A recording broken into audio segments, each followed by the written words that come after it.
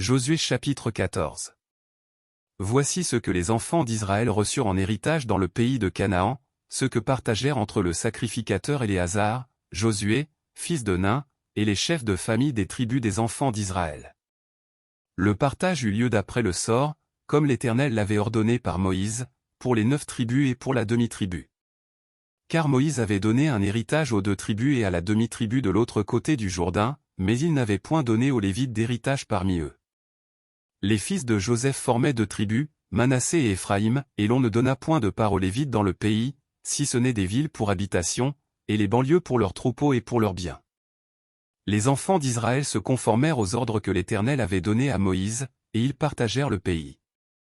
Les fils de Juda s'approchèrent de Josué, à Gilgal, et Caleb, fils de Jephuné, le Kénizien, lui dit, « Tu sais ce que l'Éternel a déclaré à Moïse, homme de Dieu, au sujet de moi et au sujet de toi, à Kadès-Barnéa.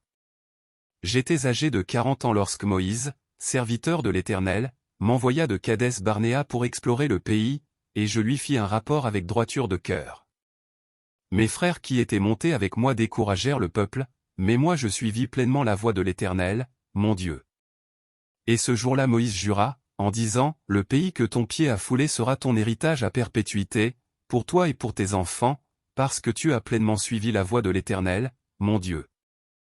Maintenant voici, l'Éternel m'a fait vivre, comme il l'a dit. » Il y a 45 ans que l'Éternel parlait ainsi à Moïse, lorsqu'Israël marchait dans le désert, et maintenant voici, je suis âgé aujourd'hui de 85 ans.